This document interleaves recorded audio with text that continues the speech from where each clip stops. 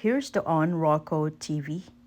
I'm showing you the settings for the accessibility, which is where the captions are found. So if you're trying to figure out where to find the settings to change settings for your Roku TV captions, you're gonna go to settings and then accessibility. From there, when you click on accessibility, you're gonna see the captions mode, the caption style, the preferred language as well. There's also, so if you do the caption, you can turn it off or you can turn it on always, or you can just turn it on replay, and you can turn it on mute. So on the right side of the screen, it's going to show you what the preview of the captions. And then there's also the caption style. So basically, you'll have that option too.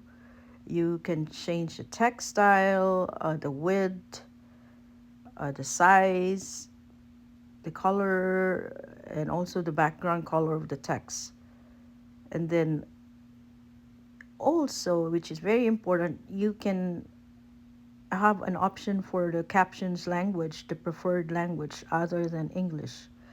So if you scroll down, you'll have an option, um, several options there. And then again, go back to that captions mode, and then you're also going to see the screen reader. So basically, this screen reader option is it just announces information shown on screen.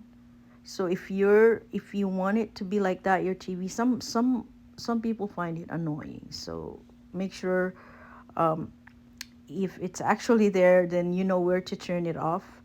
You'll be able to change the pitch.